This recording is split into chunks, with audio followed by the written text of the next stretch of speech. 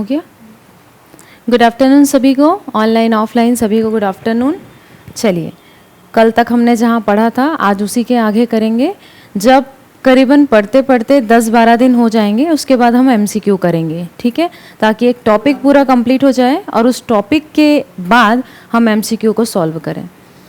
तो आज मैं फिर से जो उसका एक पार्ट बचा हुआ था वो कंप्लीट करेंगे, है ना। कल हमने जो देखा था वो क्या देखा था, क और ख देखा था, और आज ग देखेंगे। ग का मतलब होता है तृतीय प्राकृत, जिसे हम कहते हैं अपभ्रंश, ठीक है।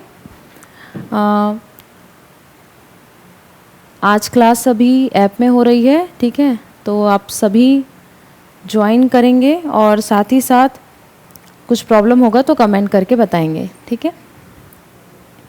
तो तृतीय प्राकृत के बारे में बात करने से पहले, जब हमने कल पढ़ा था प्राकृत के बारे में और उसके पहले पढ़ा था पाली के बारे में, तो इससे संबंधित जितने भी क्वेश्चन हैं वो सब हम एमसीक्यू में करेंगे। एक और चीज़ आपको बता दूं कि अपभ्रंश के बाद आप अवहट और हिंदी, ठीक है, पुरानी हिंदी, इसके विषय में पढ़ेंगे ताकि हमको थोड़ा सा क्लियर हो जाए। होना तो एक ही है कि अपभ्रंश के बाद ही सारी चीज़ें स्टार्ट हुई हैं, तो हमको पढ़ना तो वहीं तक का रहेगा, लेकिन उसके बाद के भी प्रश्न पेपर में पूछे जा सकते हैं। तो आज हम जो देखेंगे वो क्या देखेंगे, अपभ्रंश का देखेंगे, ठीक है। चलिए, तो आप देख रहे हैं तृतीय प्राकृत अपभ्रंश। अपभ्रंश शब्द का अर्थ क्या होता है, विकृत। क्या होता है, विकृत, भ्रष्ट और या फिर पतित, ठीक है, मतलब तुच्छ शब्दों के रूप में इसका प्रयोग किया जा रहा है, आप देख रहे हैं। इस अपभ्रंश के अन्य कई नाम हैं, जैसे अपभ्रष्ट, अवहंश, अवहट, देख लिए अवहट आ गया नाम, अवहट भाषा है, हम पढ़ेंगे, ठीक है।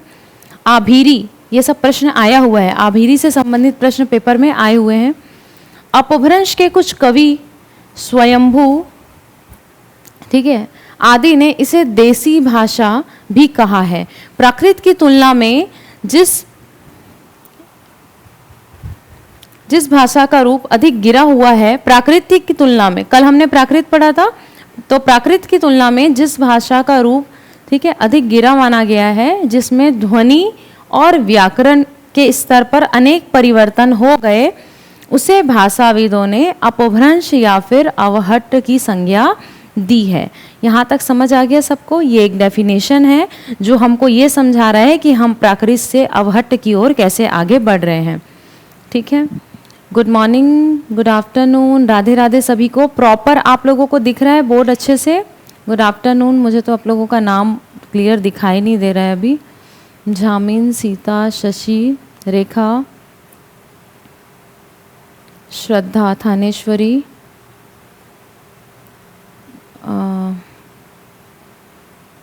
महेश्वरी, ठीक है।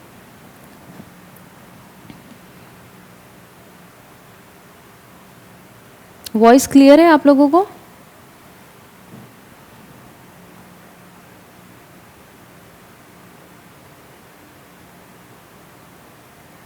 चलिए अब आगे बढ़ते हैं। इतना समझ आया? अभी हम जो पढ़ रहे हैं ये सब हम एक तरीके से व्याख्यात्मक क्लास में है, लेकिन कुछ कुछ चीज़ें ऐसी हैं जब हम इसका एमसीक्यू करेंगे तो ये और क्लियर होगा, लेकिन साथ ही साथ ये डिटेलिंग क्लास में जब हम पढ़ेंगे तो इसमें और भी चीज़ें पढ़नी है, ऐसा नहीं कि इतना ही है, कुछ और चीज़ें मैं आप लोगों को नोट करवाऊंगी, नोट्स बनवाऊंगी, तब हम प्रॉपर वे में फिर से एक बार रिवाइज करेंगे चीज़ों को लिखते हुए, ठीक है। जो हो गया है वो नहीं, जो नहीं हुआ है वो करवाऊंगी, ठीक है। चलिए आगे बढ़ते हैं।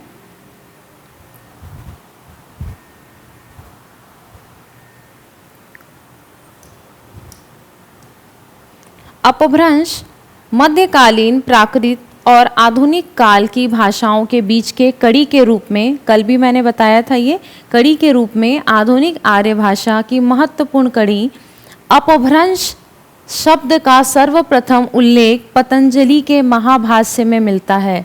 सर्वप्रथम इसका उल्लेख कहाँ मिलता है? पतंजलि के महाभाष्य में मिलता है, ठीक है। अब ध्यान से सुनेंगे, जो मैं आप लोगों को पढ़कर सुना रही हूँ प्रॉपर दिख रहा होगा तो अच्छी बात है, नहीं तो सुन लीजिए।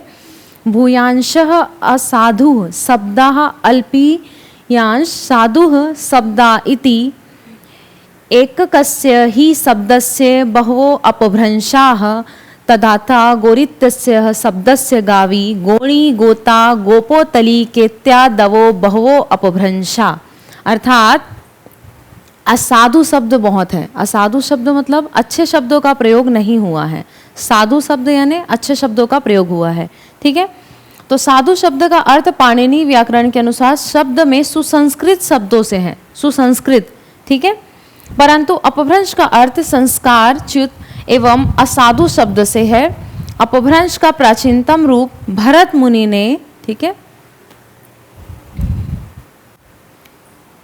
भरत मुनि के नाट्य शास्त्र में मिलता है। प्राचीनतम रूप कहाँ मिलता है? भरत मुनि के नाट्य शास्त्र में मिलता है। ठीक है, कालिदास के विक्रमोर वर्षीय नाटक के चतुर्थ अंक में, कौन से अंक में? चतुर्थ अंक में कुछ पद अपभ्रंश के मिलते हैं कालिदास के नाटक में। ठीक है, आगे अपभ्रंश में अनेक महत्वपूर्ण रचनाएं हुई हैं। विद्यापति की कीर्तिलता, अह्याण कृत संदेश रासक, ठीक है, आदि। इसका समय जो है वो है 500 ईस्वी से 1000 ईस्वी तक माना जाता है, इसका जो समय है। ठीक है, यहाँ तक क्लियर है सबको? एक मिनट ना,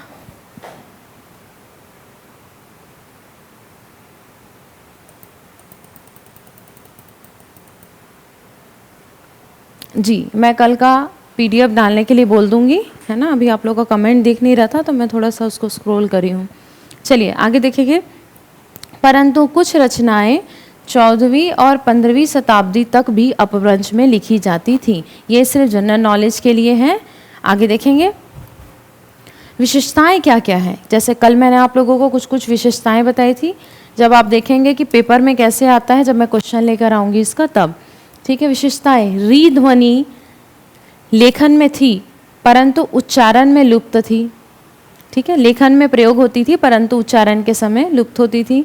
श और श के स्थान पर प्रायः, ये कल भी पढ़े थे हम, स का प्रचलन था। उ ध्वनि की बहुलता थी, उ ध्वनि की बहुलता थी, बहुत अधिक प्रयोग होता था। यथा जैसे जगु, यकु, कारणु इत्यादि इस टाइप के शब्दों का प्रयोग होता था। म के स्थान पर व ध्वनि की उपयुक्तता थी या प्रयोग किया जाता था। जैसे कमल तो बोलते थे कमल। ठीक है, छ के स्थान पर ख का प्रयोग होने लगा था। जैसे पक्षी को हम कहते थे पक्षी, क्या कहते थे? पक्षी। अपभ्रंश के बारे में पढ़ रहे हैं, ध्यान रखेंगे। य ध्वनि के स्थान पर किसका प्रयोग होता था? ज का प्रयोग होता था। य के स्थान पर किसका प्रयोग होता था? ज का प्रयोग होता था। जैसे यमुना को बोला जाता था जमुना, युग को बोला जाता था जुग और यज्ञ को बोला जाता था यज्ञ। ठीक है, नपुंसक लिंग एवं द्विवचन लुप्त हो रहे थे लगभग। तद्भव शब्दों की बहुलता, तद्भव देख रहे हैं, तत्सम धीरे धीरे क्या हो रहा है? विलुप्त होते जा रहा है, खत्म होते जा रहा है। अब क्या आ रहा है? तद्भव आ रहा है। ठीक है, आगे देखेंगे इसकी प्रमुख विशेषताएं रही हैं। ठीक, इसके पश्चात प्रत्येक प्राकृत भाषा का एक अपभ्रंश रूप विकसित हुआ है। जैसे सौर सेनी प्राकृत से क्या बना? सौर सेनी अपभ्रंश बना। ठीक है, मागधी प्राकृत से क्या बना? मागधी अपभ्रंश बना। महाराष्ट्री प्राकृत से क्या बना? महाराष्ट्री अपभ्रंश बना। ठीक है, इसके पश्चात इन अपभ्रंश भाषाओं का काल 6ठी शताब्दी में 6ठी शताब्दी से 10वीं शताब्दी तक माना जाता है। मतलब जो ये वाले अपभ्रंश हैं, इसका जो काल है वो 6ठी शताब्दी से 10वीं शताब्दी तक माना जाता है। ठीक है, अभी तो केवल आप सुनते जाइए, प्रॉपर वे में जो एक वो रहेगा कि हमको क्या याद रखना है वो आपको मैं बताऊंगी। ठीक है, चलिए आगे बढ़ते हैं। 10वीं शताब्दी में अपभ्रंश के समानांतर जनसाधारण में लोकप्रिय और सक्रिय भाषा में 12वीं शताब्दी तक अपनी गरिमा प्राप्त कर अपभ्रंश को अपदस्थ करने में सफलता प्राप्त की। ठीक, इसके पश्चात जनसाधारण की बोली की यह मिश्रित रूप अवहट यानी कि अपभ्रंश का उत्तरवर्ती रूप है ना, अवहट कहलाया। अपभ्रंश ही है, अपभ्रंश का उत्तरवर्ती रूप जो है वो क्या कहलाया? अवहट कहलाया। क्या बोल रहे हैं? बिल्कुल बना सकते हैं झामिन, और बनाइए, नोट्स बनाते चलिए, ठीक है। आगे भी जो मैं नोट्स बनाऊंगी वो प्रॉपर वे में आपको कनेक्ट करके ही बनवाऊंगी, तो आपको कोई दिक्कत नहीं होगी। अभी जो आप पढ़ रहे हैं बनाते चलिए, अच्छी बात है ना। आगे देखते हैं। अपभ्रंश हेमचंद्र के व्याकरण के साथ रूढ़ होकर केवल साहित्यिक भाषा में रह गई। हेमचंद के व्याकरण के साथ रूढ़ होकर केवल साहित्यिक भाषा में रह गई। ज्योतिश्वर ठाकुर ने वर्ण रत्नाकर में अवहट को 6 भाषाओं में से एक भाषा माना है। किसने माना है? वापस से रिपीट करते हैं। ज्योतिश्वर ठाकुर ने वर्ण रत्नाकर में अवहट जो है उसे 6 भाषाओं में एक भाषा का दर्जा दिया है, ठीक है। राधे राधे गायत्री। आगे बढ़ते हैं। इस भाषा की प्रमुख रचनाएं संदेश रासक, प्राकृत पैगलम। पिछले बार जब हम पढ़े थे, जो इसके पहले वाली बैच है, वहाँ पे हमने यही से शुरू किया था, आदिकाल से, ठीक है। आदिकाल के पहले मतलब साहित्यिक जो इतिहास है वहाँ से चालू किया था। इस बार मैं कहीं और से शुरू कर रही हूँ, ताकि चीज़ें ऐसा समझ आए कि हमको कहीं से भी पढ़ना है, एंड ऑफ द एंड सब चीज़ों को आपस में जुड़ना ही है।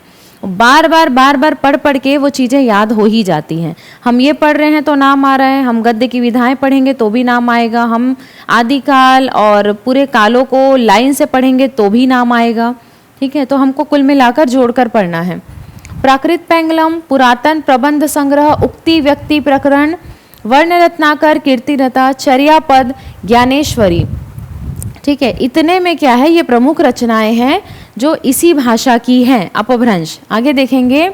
ध्यातत्व है कि अपभ्रंश का एक ही रूप अवहट भी है। ये मैं अभी इससे पहले के पेज में क्लियर करी हूँ। अवहट कोई नई भाषा नहीं है, उसी का उत्तरवर्ती रूप है अवहट। किसका? अपभ्रंश का, ठीक है। अब बताइए, यहाँ तक क्लियर है सबको? आज मैं सिर्फ एक ही पढ़ाऊंगी, अपभ्रंश के विषय में ही सारी चीज़ें क्लियर करूंगी।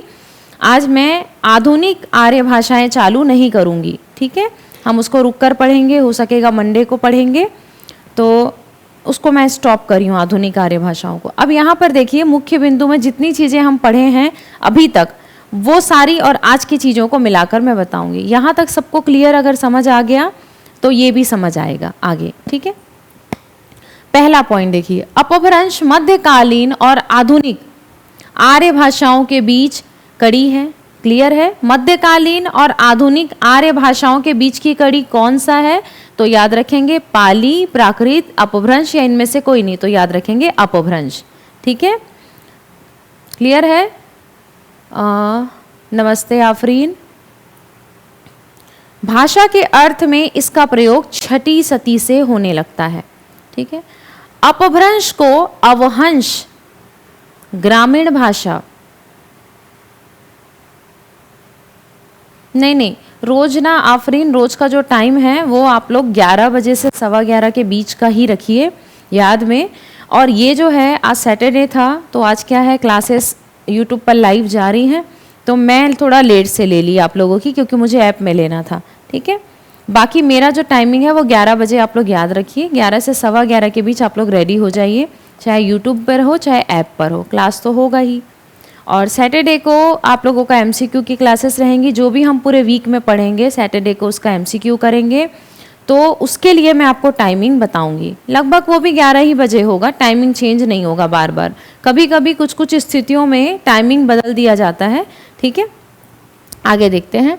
अपभ्रंश को अवहंश ग्रामीण भाषा, देशी भाषा, आभीर, आभीर किसे कहते हैं ये आ चुका है पेपर में, अभिरोक्ति आदि नामों से भी जाना जाता है। अपभ्रंश के कितने नाम हैं? दोहराते जाएंगे। घर में बैठो, ऑफिस में बैठो, कहीं पर भी बैठो, ईयरफोन लगा लो, पढ़ रहे हो, किसी भी स्थिति में आप पढ़ रहे हो तो उसको रिपीट करो, मन ही मन में बोलो, जोर से नहीं बोल सकते तो मन में बोलो, दोहराया करो। अवहंश ग्रामीण भाषा, देशी भाषा, आभीर, अभिरोक्ति, अपभ्रंश के क्या है? अन्य नाम है। अपभ्रंश तत्सम शब्द है। कैसा शब्द है? पेपर में आया हुआ है। अपभ्रंश कैसा शब्द है? तत्सम शब्द है। इसी तरह अपभ्रष्ट भी कैसा शब्द है? तत्सम शब्द है, ठीक है। नहीं गायत्री, अभी ऐप में चालू नहीं हुआ है। जब ऐप में चालू होगा ना तो मैं आप लोगों को सूचना डलवाऊंगी कि प्रॉपर रूप से अब आपकी क्लासेस ऐप में शुरू होंगी, ठीक है। अभी कुछ दिन और मैं यूट्यूब पर आप लोगों को लाइव दिखूंगी, तब तक आप लोग वहाँ पर जुड़िए। आगे बढ़ते हैं। अपभ्रंश में 8 स्वर हैं जो 2 भागों में ह्रस्व दीर्घ में विभाजित हैं। ह्रस्व स्वर हैं अ, ई, उ, ए, ओ। दीर्घ स्वर है आ, ई, उ। ठीक है, समझ आया? कितने स्वर हैं? 8 स्वर है। कितने भाग हैं? 2 भाग हैं, ह्रस्व और दीर्घ। आगे देखते हैं। हाँ, वाक्यपदीयम में भर्तृहरि ने बताया कि सर्वप्रथम व्याधि ने, कहाँ गया, व्याधि ने संस्कृत के मानक शब्दों से भिन्न संस्कारच्युत, यानी कि संस्कार को छोड़कर जो इन शब्दों का प्रयोग होता है, भ्रष्ट अशुद्ध शब्दों को अपभ्रंश कहा। किसने कहा? क्लियर हो गया? वाक्यपदीयम में भर्तृहरि ने बताया कि सर्वप्रथम व्याधि ने, व्याधि ने, ठीक है। देखो शब्दों को कैसे घुमाते हैं, कंफ्यूज करते हैं, चीज़ों को ध्यान रखना। व्याधि का ग्रंथ लक्ष्य श्लोकात्मक ग्रंथ संग्रह अनुपलब्ध है, अभी तक मिला नहीं है, लेकिन ऐसा इन्होंने कुछ लिखा था, ये उल्लेख मिलता है। अगला पॉइंट देखते हैं। पतंजलि, पतंजलि के महाभाष्य में अपभ्रंश का सर्वप्रथम प्रमाणिक प्रयोग हुआ है। इसके पहले पेज में भी मैंने अभी एक बार और बताया था कि महाभाष्य में प्रयोग हुआ था। पतंजलि के महाभाष्य में अपभ्रंश का सर्वप्रथम प्रमाणिक प्रयोग हुआ, जिसका प्रमाण मिलता है। पतंजलि ने अपभ्रंश का प्रयोग अपशब्द के समानार्थक के रूप में किया है, ठीक है। मतलब यहाँ पर भी क्या हो रहा है, अपशब्द ही बोला जा रहा है उसे। भाई संस्कृत से आप, संस्कृत कितनी सुसज्जित देववाणी है वो, आप सोचिए वहाँ से आप धीरे धीरे धीरे धीरे सरलतम रूप में आएंगे तो भाषा की क्या स्थिति होगी, क्या उसका हश्र होगा, ठीक है। तो ये वही है। तो ये जो विद्वान हैं इनको ये अच्छा नहीं लगता था, तो कोई इसे अपभ्रष्ट कहता था, कोई अपशब्द कहता था, अलग अलग नाम इन्होंने दिए। तो हमको ये ध्यान में रखना है एक तरीके से, ठीक है। और दूसरे रूप में हम ये देख सकते हैं कि संसार में परिवर्तन होना तो तय है और परिवर्तन किसी को नहीं भाता। जब परिवर्तन होता है तो सब उसके खिलाफ में खड़े हो जाते हैं।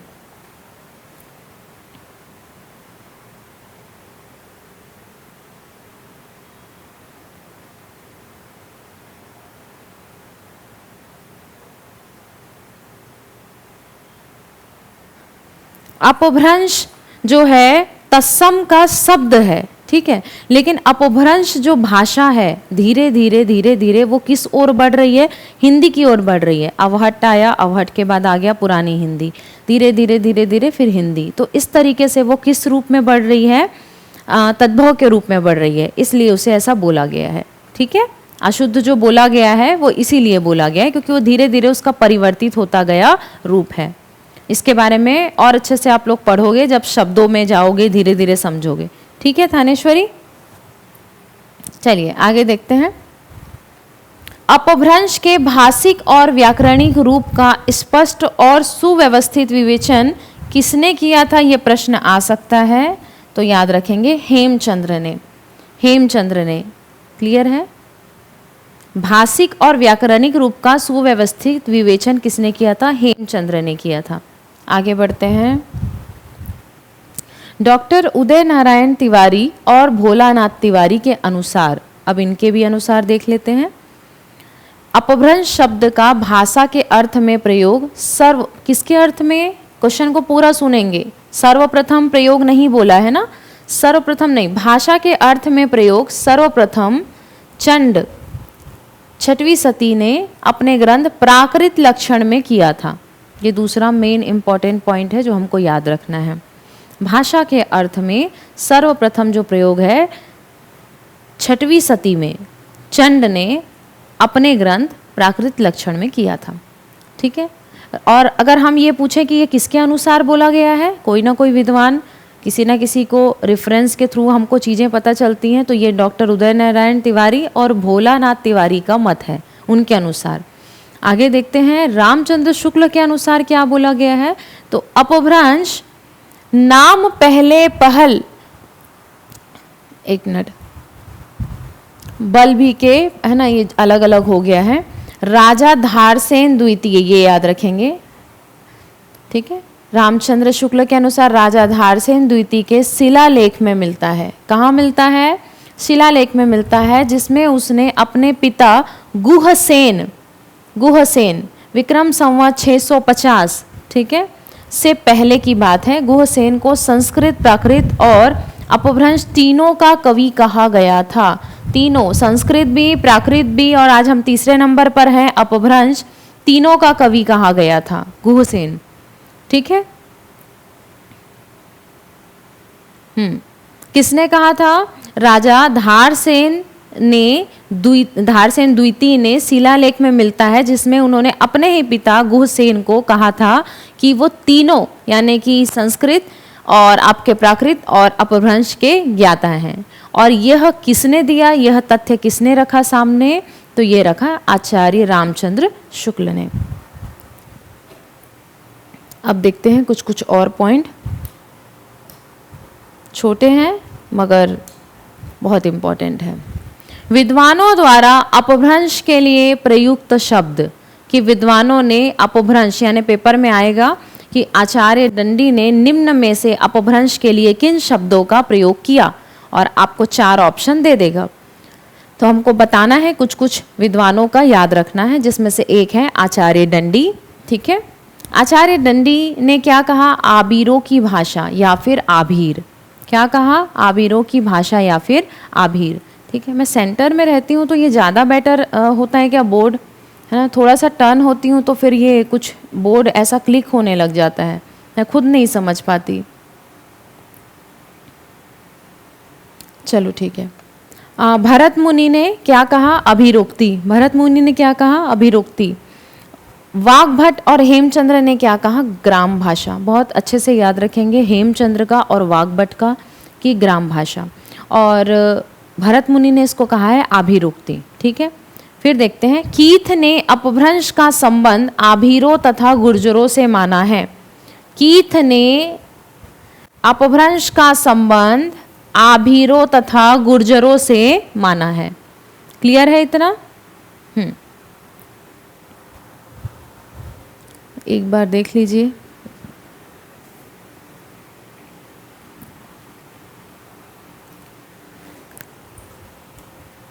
चलिए थोड़ा और आगे चलते हैं।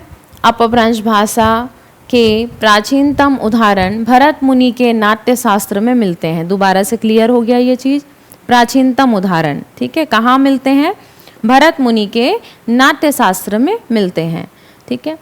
उसके बाद रुद्रट ने काव्यालंकार में जिन 6 भाषाओं का उल्लेख किया, उसमें से अपभ्रंश भी एक भाषा है, ठीक है। ये पहले भी अभी हमने एक पेज में पढ़ा है कि 6 भाषाओं में इसे शामिल कर लिया गया था। और ये रुद्रट हैं जिनके काव्यालंकार में भी 6 भाषाओं में इसका उल्लेख मिलता है। ये एक और तथ्य सामने आ गया। उसके पश्चात दामोदर पंडित ने उक्ति व्यक्ति प्रकरण में कौशल की भाषा को अपभ्रष्ट कहा। देखो, उक्ति व्यक्ति प्रकरण में कौशल की भाषा को क्या कहा गया है? प्राकृत, पाली, अपभ्रंश या इनमें से कोई नहीं। तो याद रखेंगे, दामोदर पंडित ने क्या कहा है? अपभ्रष्ट कहा है, ठीक है। उसके पश्चात स्वयंभू ने अपभ्रंश को अपनी रामायण में अवहत्थ कहा है। इंपॉर्टेंट है, अवहत्थ कहा है। आगे चलते हैं थोड़ा सा और देखते हैं। ग्रियर्सन, पिसेल, भंडारकर, चटर्जी, वुलनर आदि विद्वानों ने अपभ्रंश को देश भाषा माना है। देख रहे हैं, देश भाषा माना है। जबकि कीथ, याकोबी, ज्यूल ब्लॉक, अस्डार्फ आदि विद्वानों ने अपभ्रंश को देश भाषा माना है। जस्ट इसके पहले पेज में ही क्लियर है आप लोगों को।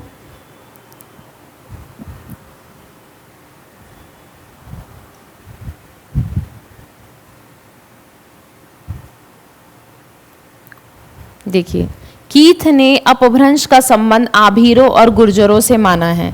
तो यहाँ पे क्या है, देश भाषा माना है। ठीक है, क्लियर है? कहाँ गया जी, देश भाषा, ये रहा, नहीं माना है, सॉरी, कहाँ गया, माना है, ये है, अपभ्रंश को देश भाषा माना है। किसने किसने माना है? ग्रियर्सन, पिशेल, भंडारकर, चटर्जी। लेकिन जब बात करते हैं कीथ, याकोबी, तो इन्होंने अबीरों और गुर्जरों से जोड़ा था, तो इन्होंने देश भाषा नहीं माना है। आगे देखते हैं, महाकवि कालिदास की कृति विक्रमोर्वशीयम के चतुर्थ अंक में अपभ्रंश के कुछ छंद मिलते हैं, ध्यान रखेंगे, ये भी कालिदास से भी संबंधित है। उसके पश्चात विष्णु धर्मोत्तर पुराण में अपभ्रंश भाषा के लिए अपभ्रष्ट शब्द का प्रयोग हुआ है। किसका प्रयोग हुआ है? अपभ्रष्ट। आगे देखेंगे, मध्य देशीय या शौरसेनी अपभ्रंश को उस समय की परिनिष्ठित भाषा माना गया था। मध्य देशी या फिर शौरसेनी अपभ्रंश को उस समय की क्या माना गया था? परिनिष्ठित भाषा माना गया था। जब हम भाषाओं के बारे में और आगे पढ़ेंगे तो आप पढ़ोगे राष्ट्रभाषा, राजभाषा, परिनिष्ठित, ये सारी संकेत भाषा, सब चीज़ों के बारे में आप पढ़ते चलोगे। सिद्धों की अपभ्रंश रचनाओं का संपादन किसने किया था? तो याद रखेंगे, हरप्रसाद शास्त्री ने किया था। देख रहे हैं पूरे मत कहाँ इशारा कर रहे हैं? अपभ्रंश की ओर कर रहे हैं। तो कुछ कुछ पॉइंट्स में मैंने बताया है ताकि आपको याद रहे चीजें। अपभ्रंश के भेदों के बारे में विवाद की स्थिति देखने को मिलती है, लेकिन ये पता नहीं आप लोगों को दिख रहा है कि नहीं, पर मैं कोशिश करूंगी कि समझ आ जाए।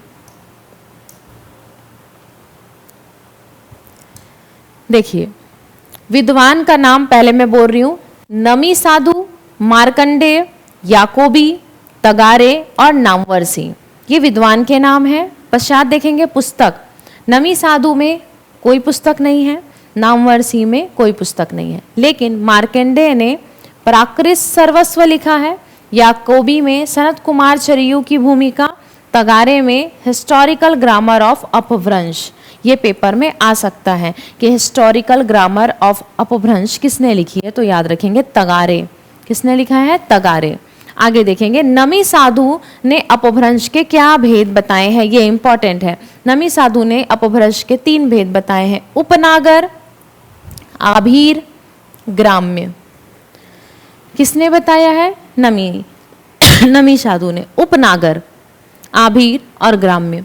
मार्कंडेय ने क्या बताया? नागर, एक स्टेप पीछे हो गया ना, उपनागर और ब्राचड़। ठीक, ब्राचड़। उसके पश्चात याकोबी ने क्या बताया? पूर्वी, पश्चिमी, दक्षिणी और उत्तरी, ये चारों दिशाओं में बांट दिया गया याकोबी के द्वारा। तगारे ने क्या बताया? पूर्वी, पश्चिमी और दक्षिणी, उत्तरी हटा दिया याकोबी ने। ठीक है, सॉरी, तगारे ने। और याकोबी ने चारों दिशाओं को शामिल रखा। नामवरसी ने केवल पूर्वी और पश्चिमी कहा। क्या कहा? पूर्वी और पश्चिमी। फिर से बात करते हैं, अगर हम बोले नमी साधु ने क्या क्या बोला, तो नमी साधु ने उपनागर, आबीर और ग्राम्य कहा। मार्कंडेय ने क्या कहा? विद्वानों के नाम लाइन से याद रखिए, ठीक है। नमी साधु का याद आएगा तो मार्कंडेय का याद आएगा कि मार्कंडेय ने नागर पहले कर दिया, फिर उपनागर और उसके बाद ब्राचड़, ठीक है। उसके बाद तीसरे नंबर में कौन है? याकोबी। याकोबी ने चारों दिशाओं को याद रखिए कि उत्तरी, पूर्वी, दक्षिणी, पश्चिमी। पश्चात तगारे ने क्या कहा? उत्तरी को हटा दिया और केवल पूर्वी, पश्चिमी और दक्षिणी रखा। नामवरसी ने क्या किया? केवल उनके 2 भेद बताए, पूर्वी और पश्चिमी, ठीक है। ये कुछ भेद हैं जो याद रखना है आप लोगों को।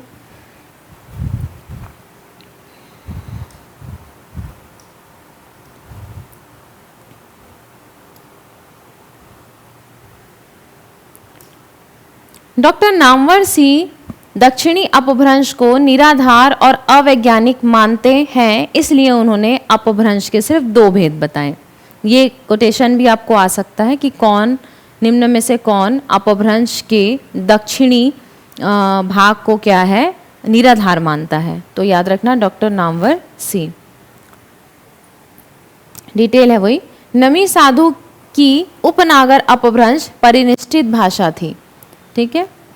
इनको यह भी कहा जाता था कि नागर सौराष्ट्री यानी कि गुजरात की बोली, नागर या फिर उसी का दूसरा नाम है सौराष्ट्री यानी गुजरात की बोली, उपनागर यानी राजस्थान की बोली, और ब्राचड़ यानी सिंध की बोली। फिर से, ब्राचड़ सिंध की बोली, उपनागर राजस्थान की बोली, और नागर या फिर सौराष्ट्री गुजरात की बोली, ये भी नाम से जाना जाता था। यहाँ तक क्लियर है सबको? एक बार ओके करेंगे प्लीज़, पेज चेंज करेंगे फिर हम। यहाँ तक सब क्लियर है?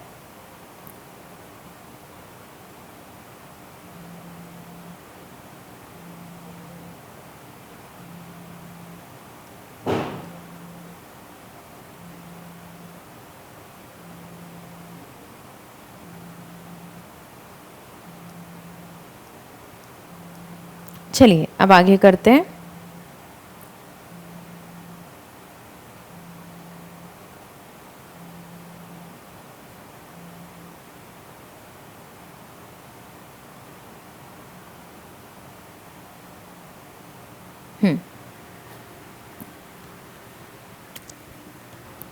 Okay, thank you. आगे बढ़ेंगे बताने के लिए। मार्कंडेय ने, थोड़ा सा इसको छोटा करते हैं, मार्कंडेय ने ब्राचड़ को सिंधु देशोद्भव कहा, यानी सिंधु देश की भाषा या वहाँ से जो उद्भव हुआ है वो भाषा कहा मार्कंडेय ने ब्राचड़ को। भाषा शास्त्रीय दृष्टि से पैसाची पर दर्द का प्रभाव है, पहाड़ी क्षेत्र का ना। पैसाची पर किसका प्रभाव देखा गया है? दर्द का। ठीक है, जब डिटेलिंग क्लास में हम इसको पढ़ेंगे कि ये कैसे कैसे हुआ तो आपको ज़्यादा अच्छे से समझ आएगा। अभी सुनते जाइए। किसी भी चीज़ को समझने के लिए पहले उसके बारे में थोड़ा सा पूर्व ज्ञान जरूरी है, तो हम वही काम कर रहे हैं, अभी समझ रहे हैं। ठीक है, वर रुचि पैसाची का आधार संस्कृत को मानते हैं। कौन? वर रुचि। वर रुचि जो है पैसाची का आधार किसे मानते हैं? संस्कृत को मानते हैं। मार्कंडेय पैसाची के 3 भेदों का उल्लेख करते हैं। 3 भेद पढ़ चुके हैं, रिपीट हो रहा है सारा पॉइंट। कैकय, पांचाल और सैरसेनी। सैरसेनी, मार्कंडेय ने 3 भेद किए हैं। किसके? पैसाची के। कैकय, पांचाल और सैरसेनी। भारत में पैसाची की रचनाएं उत्तर पश्चिमी यानी कि कश्मीर के निकटवर्ती क्षेत्रों में मिलती है। पैसाची का जो उल्लेख है या जो उससे संबंधित रचनाएं हैं वो कहाँ मिलती है? उत्तर पश्चिम कश्मीर के निकटवर्ती क्षेत्रों में मिलती है। आगे देखते हैं।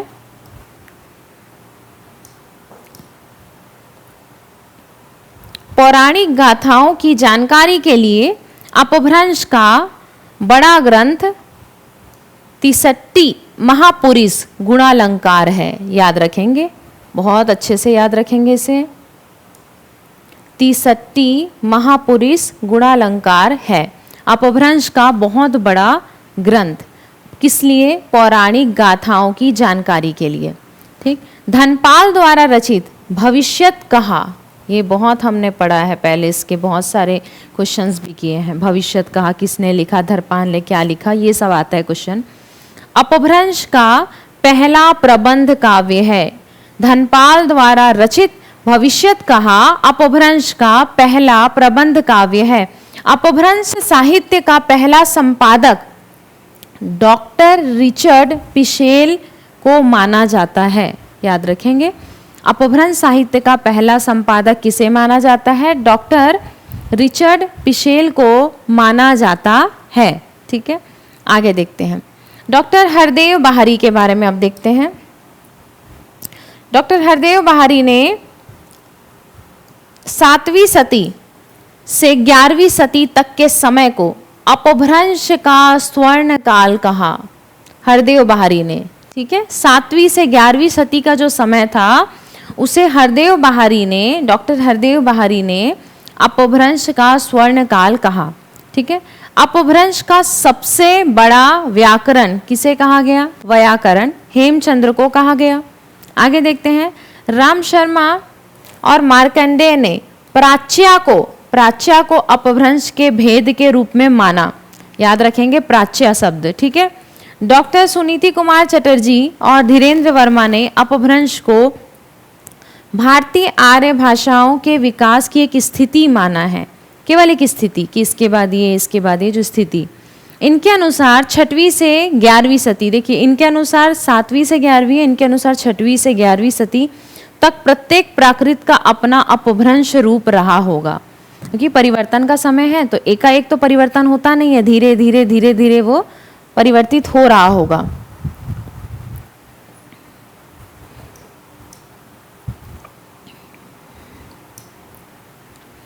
देखिए पैसाची अपभ्रंश को कैकय भी कहा जाता है, याद रखेंगे, पैसाची अपभ्रंश को कैकय भी कहा जाता है। सिंघली के आदि रूप को यानी पुराने रूप को एलू कहा जाता है। क्या कहा जाता है? एलू। ठीक है। मागधी अपभ्रंश से बांग्ला का विकास हुआ है। मागधी अपभ्रंश से बांग्ला का विकास हुआ है। पुरुषोत्तम देव ने प्राकृतानुशासन नामक ग्रंथ की रचना की। याद रखेंगे, प्राकृत अपभ्रंश से संबंधित चीजें हम पढ़ रहे हैं, तो प्राकृतानुशासन किसने लिखे? पुरुषोत्तम देव ने लिखा। आगे, साहित्यिक रूप में अपने विकास और विस्तार के समय अपभ्रंश से सबसे अधिक प्रभावित होने वाली भाषा जो थी वह थी सौरसेनी प्राकृत। कौन सी भाषा थी? सौरसेनी प्राकृत। साहित्यिक रूप में अपने विकास और विस्तार के समय अपभ्रंश से सबसे ज्यादा प्रभावित होने वाली भाषा कौन सी थी? याद रखेंगे, सौरसेनी प्राकृत। आगे देखेंगे, अपभ्रंश ग्रंथ अपभ्रंश काव्यत्रयी की रचना लालचंद्र गांधी ने की थी। लालचंद्र गांधी ने किसकी रचना की थी? अपभ्रंश काव्यत्रयी। ठीक है। और ये कैसे रचना है? अपभ्रंश ग्रंथ से संबंधित रचना है। ठीक है। आगे देखते हैं हम। अपभ्रंश के अर्धमागधी रूप से सिद्ध कवियों का विकास, सिद्ध कवियों की भाषा का विकास हुआ था। याद रखेंगे, पढ़ेंगे अभी हम लोग सिद्ध कवि, संत कवि, सब चीज़ों के बारे में हमको देखना है। ठीक है। अपभ्रंश के अर्धमागधी रूप से सिद्ध कवियों की भाषा का विकास हुआ था। अपभ्रंश उकार बहुला भाषा है। उकार बहुला। ठीक है, क्लियर है? उकार यानी कि उ शब्द की अधिकता, उ शब्द का प्रयोग, तो उसे क्या बोला जाता है? उकार बहुला भाषा। एकदम से नाम आ जाएगा पेपर में उकार बहुला, तो फिर ऐसा लगेगा ये क्या है, हमने कब सुना है, क्या होता है। तो जहां पर उ का एक जैसा नहीं है, पढ़ते जा रहे हैं तो परिवर्तन समझ तो आ रहा है थोड़ा थोड़ा। ठीक है। मेन इसका रिवीजन जब हम करते चले जाएंगे तो हमको धीरे धीरे समझ आएगा। और रटना नहीं है, बस पढ़ना है। जैसे मान लीजिए अगर 4 से 5 क्लास अभी तक हुई है, आप क्लास 1 से लेकर 5 तक के क्लासेस को देखिए, सब कुछ ना कुछ परिवर्तित तो है। जैसे यहाँ पर अब ये शब्द आया है अपभ्रंश में, उकार बहुला भाषा है, यानी यहाँ पर अवधि में लिखू, बैठू, कालू, जबकि लिखू का मतलब होता है लिख, बैठू का मतलब होता है बैठ, कालू का मतलब होता है काल, आदि रूप अपभ्रंश से ग्रहित है। ठीक है। अपभ्रंश के खस रूप से पहाड़ी हिंदी, खस रूप से पहाड़ी हिंदी उपभाषा का विकास हुआ है। यहाँ से 5 नंबर का प्रश्न आने वाला है, तो पढ़ना तो पड़ेगा। यहाँ से सोचिए 5 प्रश्न बनेंगे हमारे। ठीक है। खस को दरद नाम से भी जाना जाता है, और दरद मतलब मैंने पहले ही क्लियर किया है, पहाड़ी क्षेत्र को कहा जाता है। ठीक है। जब भारतीय बटे, है ना, आर्य बटे, तो भारत और दरद और इस तरीके से सब अलग अलग जगह चले गए। उसके डिटेल में हम जाएंगे बाद में।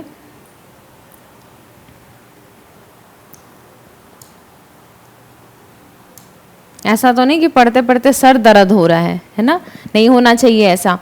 देखिए, कोशिश कीजिए कि चीज़ों को आप समझें, थोड़ा सा सुनिए। सबसे इम्पॉर्टेंट होता है सुनना।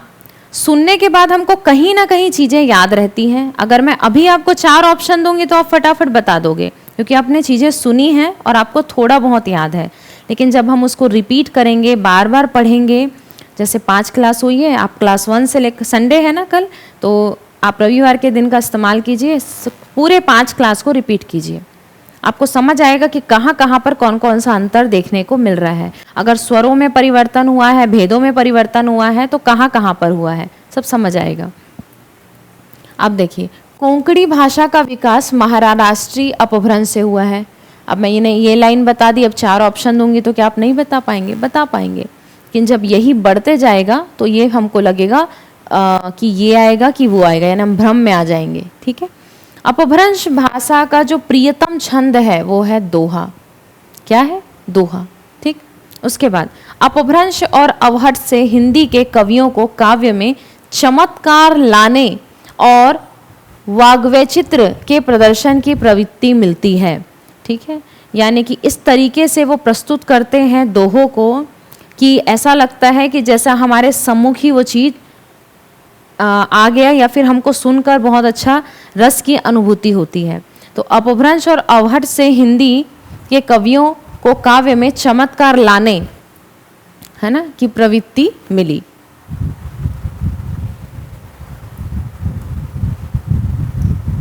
ठीक। अब इतनी चीजें आपने देखी, हमने 3 तरीके से पढ़ लिया, क ख ग, पाली, प्राकृत और अपभ्रंश। अब क्या करना है, आपको ये सब को रिपीट करना है। अभी मैंने आधुनिक आर्य भाषाएं चालू नहीं की है।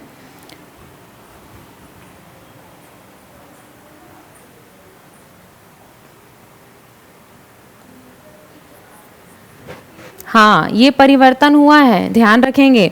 एक जगह सैर सेनी है, एक जगह सौर सेनी है, और एक जगह तो सूर सेनी भी पढ़ेंगे अभी आप लोग। ठीक है। तो वो बिल्कुल भी फॉन्ट का मिस्टेक नहीं है, वो सही लिखा हुआ है, ध्यान रखेंगे उसको कि जिसने सैर सेनी बोला है वो सैर सेनी ही बोला गया है, और जहाँ पे शौर सेनी है वहाँ पे शौर सेनी है। ठीक है। तो अब आप लोगों से एक ही रिक्वेस्ट है कि आप लोग क्या करेंगे, संडे के दिन ये पूरी 5 क्लास को क्या करेंगे, रिपीट करेंगे। आने वाले हफ्ते में हो सकता है कि हम थोड़ा और ज़्यादा पढ़ें, उसके बाद हम एमसीक्यू करेंगे सैटरडे को। ठीक है। अब ये तो यूट्यूब पे मिलेगा आपको रश्मि, एक बार आप यूट्यूब में जाकर देखिए। अभी जितनी दिन यूट्यूब पर क्लासेस हो रही है आप यूट्यूब पर अटेंड कीजिए। जब ऐप में होना चालू होगा तो सारी क्लासेस आपको प्रॉपर लाइन से ऐप में मिलेंगी। ठीक है। और कोई डाउट है किसी को?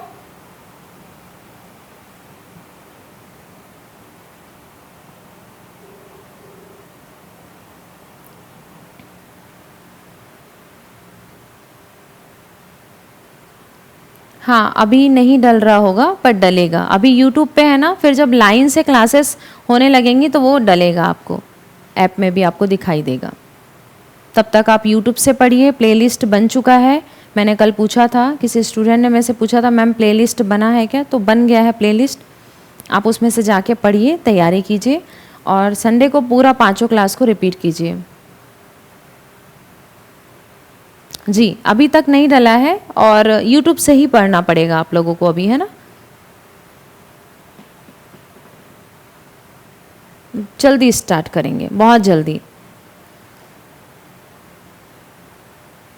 ये एक तरीके से स्टार्ट ही हो चुका है, बस कुछ चीज़ों को क्या है मैं डिटेल में क्लास में ही बताऊंगी। ओके थानेश्वरी, सिलेबस बहुत बड़ा है, इसलिए हम इस बार सिलेबस को कहाँ से शुरू कर रहे हैं, 5 नंबर से। हमारे लिए तो 1 नंबर भी इम्पॉर्टेंट है, तो 5 नंबर कैसे छोड़ दें। तो ये जो टॉपिक है हमने यहाँ से शुरू किया है, ये टॉपिक आपका जल्दी कंप्लीट हो जाएगा। तो एक टॉपिक आपका कंप्लीट हो गया, उसके बाद हम धीरे धीरे धीरे धीरे पढ़ते चले जाएंगे। चलिए, तब तक के लिए सभी ध्यान रखिए, स्वस्थ रहिए, और इन 2 दिनों की छुट्टी में सैटरडे संडे 1:30 बोलना चाहिए, अभी तो आधा टाइम निकल गया, अच्छे से तैयारी कीजिए। धन्यवाद।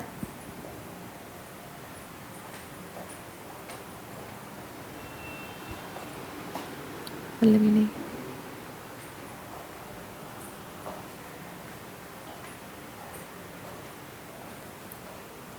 इसके लिए मैं पूछूंगी थानेश्वरी, एक बार आप भी बात कीजिएगा। अभी मैंने पूछा तो नहीं है।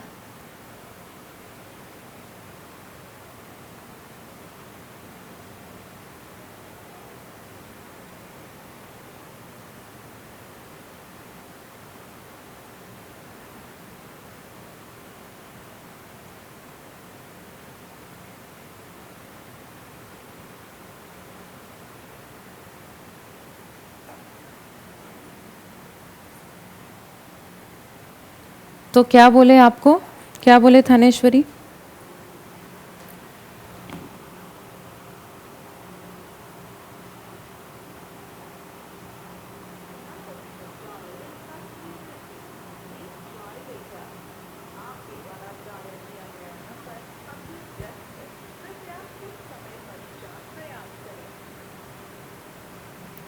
ठीक है, ठीक है, मैं अभी इसके बारे में डिटेल में बात कर लूँगी, फिर आप लोगों को अच्छे से बताऊँगी। अभी मेरी भी मुलाकात नहीं हो पा रही है, तो मैं जब बैठ के बात करूँगी तो आप लोगों को प्रॉपर इन्फॉर्मेशन दे पाऊँगी।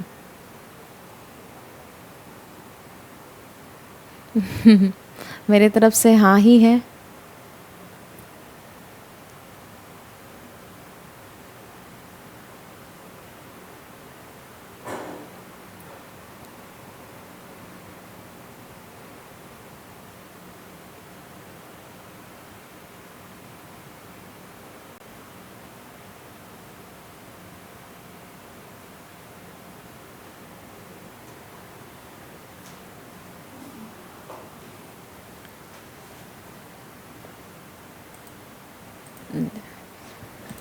कितने देर से ढूंढ रहे